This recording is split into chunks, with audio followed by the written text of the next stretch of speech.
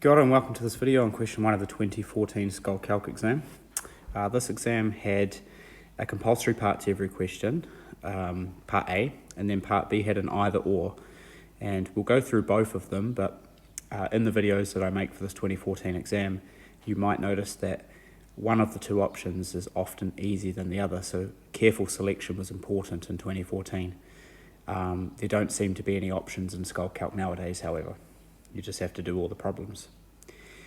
Part A and B, the first option and part B are both very algebraic. They look like quite tricky equations, but they've both got nice simplifications. And then the second part of part B is a linear programming problem.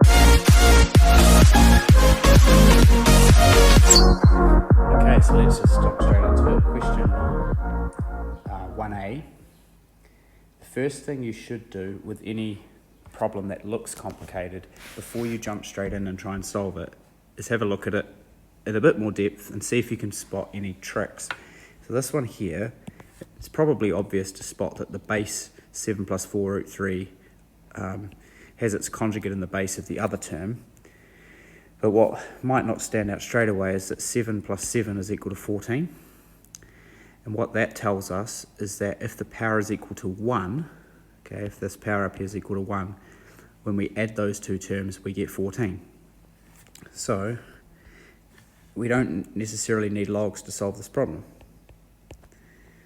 Okay, if we could say note, if the power equals 1,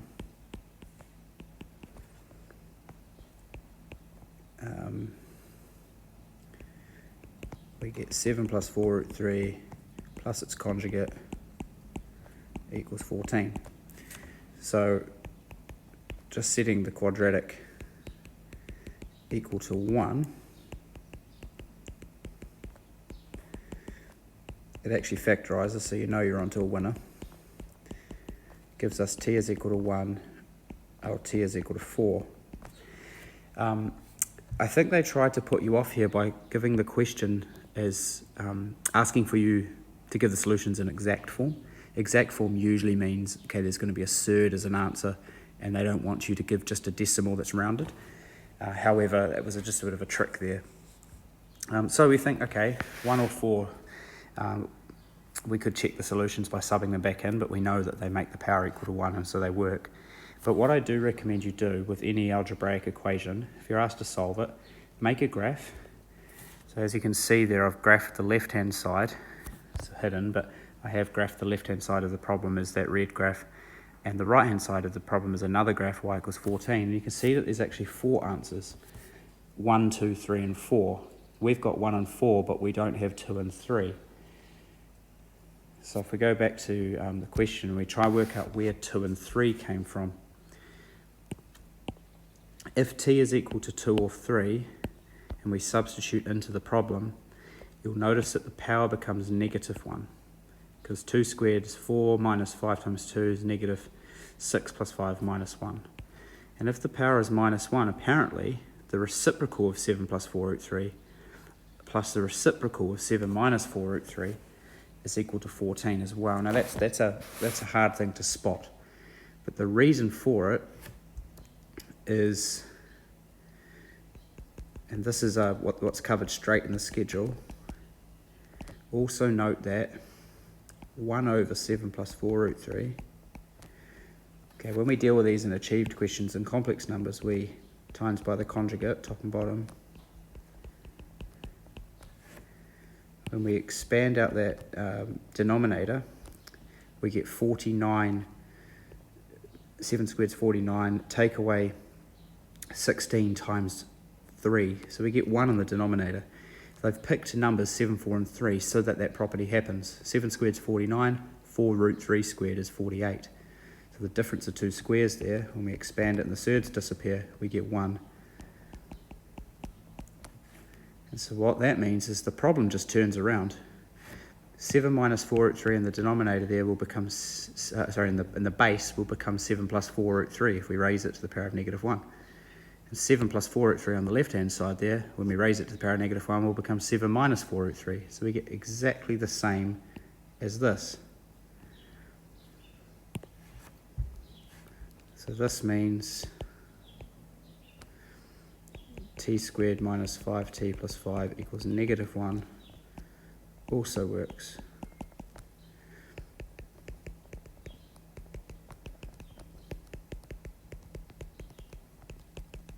Giving t equals 2 or t equals 3. Now they are the only possibilities, and I haven't really proven that. I haven't really shown that they are the only solutions. If you look at the mark schedule, the marking schedule gets it a bit more detail. It says let a equals 7 plus 4 root 3, and it says let a to the power of negative 1 equals 7 minus 4 root 3. So you still had to spot that the reciprocal of the one of the bases is just equal to the conjugate of it. And then they solve a to the x plus 1 over a to the x equals 14, and they solve that using a quadratic equation. But it'll give you the solutions 1, 2, 3, and 4.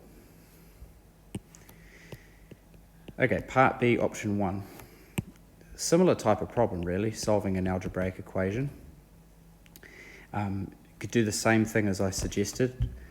If we graph the two graphs there and find the points of intersection, we get two negative numbers there, negative 1.02 and negative 0.017. Okay, now the solutions apparently. That's a good thing to do, because when we solve this algebraically, we're going to actually get three answers, of which we need to rule out one of them. Okay, so we've got the log of the sine inverse of e to the x, lots of functions all put together here. And the right hand side is exactly the same thing, just not powered.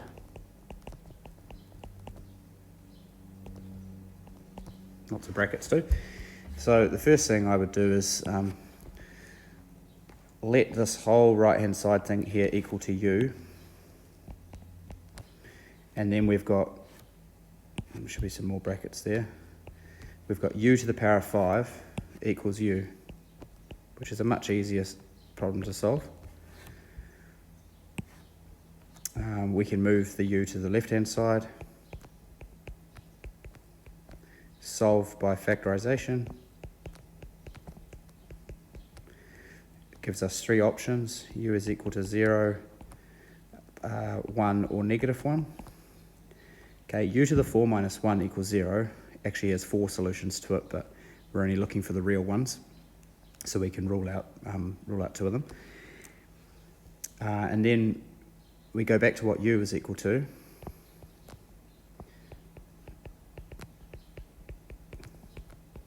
And we make it equal to 0. Now, if we rearrange this to get rid of the log, the natural log, we need to take e to the power of both sides. So it'll be sine inverse e to the x equals e to the 0. Now, I know e to the 0 is equal to 1, but I'm just going to leave the 0 there to save me the rearranging of the other two cases. To get rid of the sine inverse, I take the sine of both sides. And then to get rid of the base e, I take the natural log of both sides. Okay, and then if we work out what that is, that's the exact solution. But if we just get a calculator out and we evaluate that, so we've got log of sine of e to the power of 0. That gives us minus 0.1726. Question says find exact form solutions, but it's okay to then turn the exact form into a decimal just to investigate it. And as I was saying, if I just change this 0 now to 1, all I'm going to get is the 0 that I've followed the whole way down is going to just change to a 1. So for x equals ln sine of e to the 1, and if I evaluate that on the calculator, it comes out as minus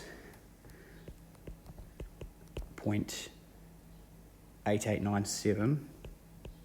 Now that wasn't one of the solutions we got when we graphed it, so that doesn't work, and we can check that by just substituting it back into the original problem and seeing it doesn't work. And then the last option is x equals ln sine of e to the minus 1. If we change the power from 1 to minus 1, we get negative 0.10227. Oopsies. Okay, and just confirming that on the graph, that was that one there, the left one, and the right one there was the first one we got. And the negative 0.81's not there. So the question is, why does that one not work when the other two do? And it's to do with the sine inverse function. The sine inverse function actually has a restricted domain. If I graph, just to confirm that with you, if I graph the sine function for a start, let's hide all these ones. Okay, there's the sine function. Let's zoom square so it looks better. And then if we graph the arc sine or the inverse sine function, see how it's got a restricted domain there. It only takes values between minus 1 and 1. And the solution that we thought might be an answer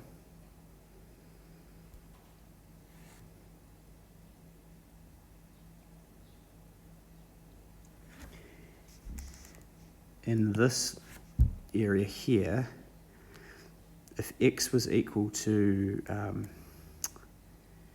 what is it? We need to take the sine inverse of e to the x there, and if we substitute the x equals minus 0.88971 in, e to the power of that is equal to 0.4107, and then we take the arc sine value of that, we get brackets in the wrong place, 0.4233, and then the log of that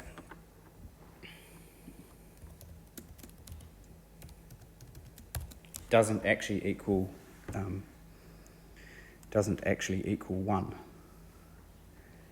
So remember that this thing here, if this thing was equal to 1, that right hand side there should be equal to 1, but it turns out it doesn't. And that's due to the fact that this arc sine function has a restricted domain. Okay, last part. The hospital's intending on upgrading 150 of its rooms into double or triple. Well, it actually doesn't say it's upgrading 150, but there's 150 rooms potentially to upgrade. The hospital can spend no more than $1 million. We've got some costs there, $6,400 for the double and $8,000 for the triple. We've got a request ratio there, that there are at least 4 requests for double for every 3 requests for triple. It makes sense that there'd be slightly more for double. There's a bit more privacy when there's only 2 beds in a room. And the hospital decides to consider this. The daily income, which we're trying to maximise, is $1,200 per room for the double and $1,800 for the triple, which is interesting because that's $600 per bed, independent of the size of the room. You'd think that they'd charge the double ones a little bit more for the extra privacy. Find the combination of double and triple that maximise the potential daily income. So linear programming problems, or at least in NCEA, they're an internal assessment, which you usually have about an hour to solve. In scholarship, you don't have that much time, so the problem is often shorter, but might just have a twist. This one here has a big catch to it. Very easy if you misunderstand the requests versus the number of rooms, to get the whole thing wrong. So first up, our constraints. So linear programming problems have constraints. If they didn't, then we could just say, hey, upgrade all of the rooms or infinitely many rooms and make infinite profit. The first one is the 150 rooms. The variables itself are x equals the number of double rooms being upgraded.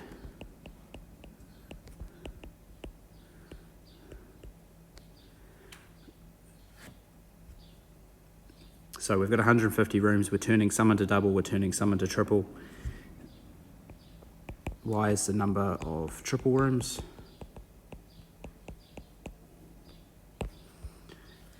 And our first constraint is that x plus y must be less than or equal to 150.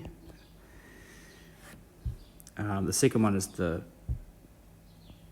budget.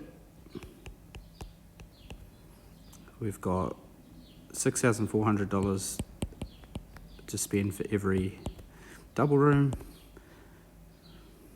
$8,000 for every triple room, and that needs to come to a total that's less than or equal to $1 million.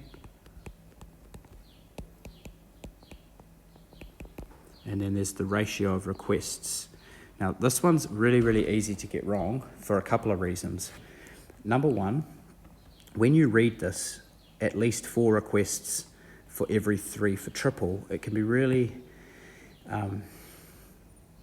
easy to just go, okay, 4 doubles x greater than or equal to for at least 3 for that number there and triple y. So write down 4x is greater than or equal to 3y. Now this ignores the fact that there are requests for the rooms, and it also gets the ratio the wrong way around. So let me think about this. If I have 3 requests for a triple room, actually if I upgrade 3 triple rooms, ignore the requests for now. So if y was 3, then we know that x would be at least 4. If y was 6, x would be at least 8. And so looking at the connection between x and y there, x is actually got to be greater than or equal to 4/3 of y. If I take the y value of 3 and times it by 4/3, I get 4. If I take it 6, I times it by 4/3, I get 8. So x is greater than or equal to 4/3 of y, which actually simplifies to this. Notice how the coefficients 3 and 4 are in a different order to the question.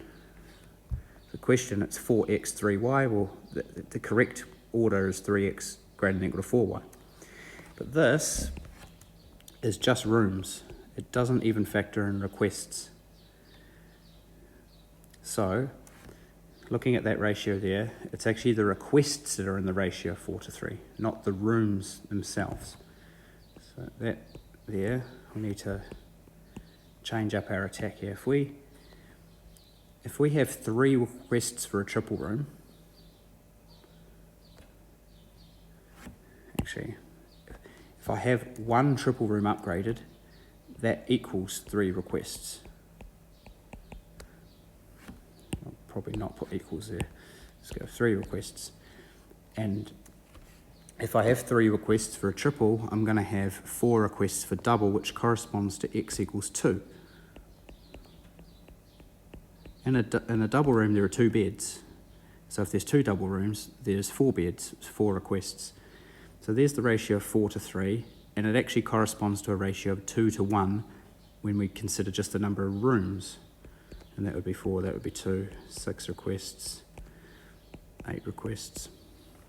So the constraint we want is actually x needs to be greater than or equal to 2y.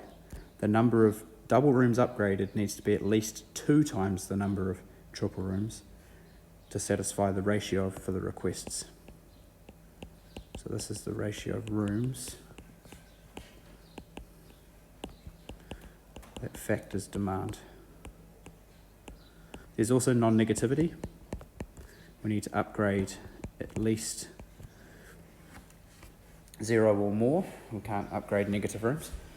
Okay, there are our constraints, and then the last thing is the objective function, the thing that we're trying to optimize. That's income.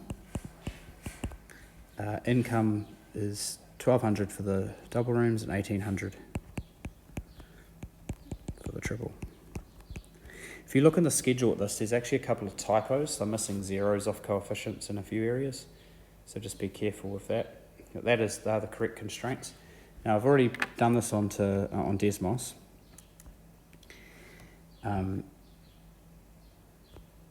We've got the non-negativity constraints, blue and green. We've got the budget constraint in purple there. I'm just going to change the colour of the room one. But the room one's in orange. And at the moment,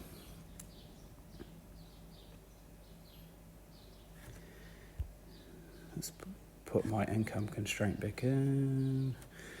So income objective function. type it in this order for Desmos so that it picks up that the income is a slider.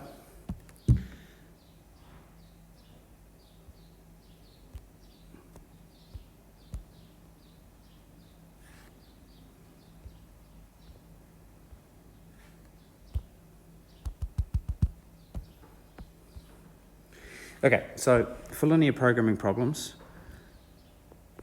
we have all these constraints in. I've graphed them the wrong way around on purpose, because what we want to find out is where the inequalities all are satisfied all at once, and that would be the overlap of quite a few regions. Shading out is the technique used where we flip the inequalities around and we look at the blank space. So this red line here corresponds to all coordinates that generate an income of 181,000. And if I slide this, the higher the line gets, the further the income goes. And the last point we get to actually is that vertex there, 96.148.1. It's a decimal and we can't upgrade a fraction of a room. So when that's the case, we search for an integer coordinate. It's not necessarily just the rounded version of it. In this case it is. 9648 is the last integer that this objective function gets to, and it's a profit of 201,600. But sometimes if the objective function and the constraint is almost parallel, the optimal solution could be quite far away from the original vertex. So test the vertices. We've got that one. We've got a coordinate down here, 125.25, but that comes to, that's a lower income. The objective function gets there beforehand. Okay, so our answer to the problem is 9648.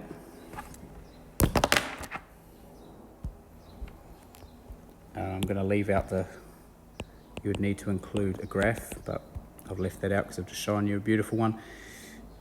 9648.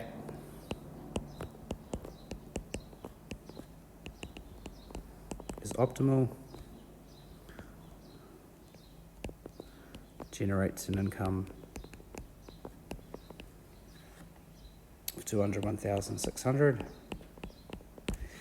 But notice that actually it doesn't upgrade all the rooms because we run out of money. So in this picture here, the orange constraint is the rooms one. And if we want to upgrade all the rooms, because it makes sense to do that, then our solution needs to be on that constraint. And we hit a wall, quite literally. The purple is the budget, and that's constrained.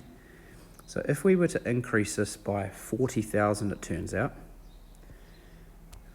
40,000 would mean that the purple and orange constraints intersect right at the top there at 150. And notice how that coordinate there satisfies the ratio of the rooms that are needed to satisfy the request ratio. And it does generate a bit more income because we're upgrading a few more rooms. So that might be a good thing to do, spend a bit more money in the short term to make a bit more daily income in the long term. But if we weren't able to go over $1 million, suppose that was fixed. So let's get that back to $1 million. We want the solution to be on the orange constraint. We could change the ratio of the incomes. Okay, that we've just upgraded the rooms. How about we spend a little bit more money on upgrading? We charge the customers a little bit more. And I've given an example in the schedule. I don't know where they picked these numbers from, but 1,400 for the X room instead of 1,200, and 1,575 for the triple room. And that makes this line here go towards this coordinate, and therefore that's now optimal, 125.25. And that's a good solution to have because 125.25 upgrades all the rooms. But one thing to factor in is when you change the income, you're charging your customers more. At the moment, 1,400 for X is 700 per bed. 1,575 is not 700 per bed, it's cheaper, way cheaper. Therefore, the customers might be more likely to go for the triple room. Therefore, your ratio constraint changes. So just tweaking one thing doesn't necessarily mean all the other things don't change as a result. Okay, how do we answer this question? Notice there are two parts to it. Find the combination that maximizes the daily income. Cool, done that. 96.48. Assuming total occupancy of all the beds. Comment on limitations with your answer, suggest a way to resolve it. So, however, this does not upgrade all rooms, all 150 rooms. Could increase the budget by $40,000, which allows 125.50. No, it wasn't 125.50, it was 150.